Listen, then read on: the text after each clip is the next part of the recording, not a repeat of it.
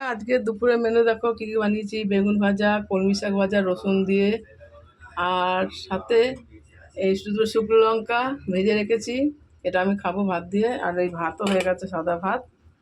আর এই যে এটা লাউ আর আলু দিয়ে এটা ঝোল হচ্ছে, আর দুটো টমেটো দিয়েছি।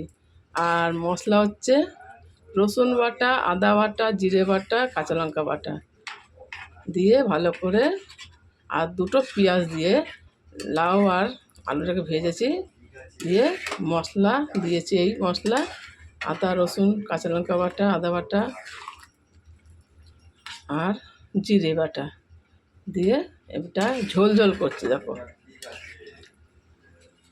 চিংড়ি মাছ পাইনি, চিংড়ি মাছ দিলে ভালো লাগতো। এবার নামাবার সময় একটু ঘি গরম মশলা দিয়ে নামাবো। দেখো ঝোল ঝোল হবে। আগে খুব মাছগুলো আসতো আমাদের এখানে, এখন মাছ অনেক দিন ধরেই আসছে না। নাহলে আমি নিই, এখানে চিংড়ি মাছ আসে, অনেক রকমের মাছই আসে, এখনও আসছে না।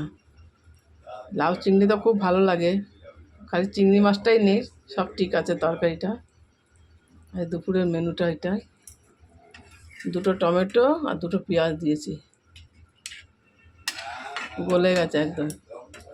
একটু পরেই নামাবো ঘি গরম মশলা দিয়ে। আর বেগুন, আর এই দেখো কলমি শাক ভাজা, আর সাথে কুলের টক আছে।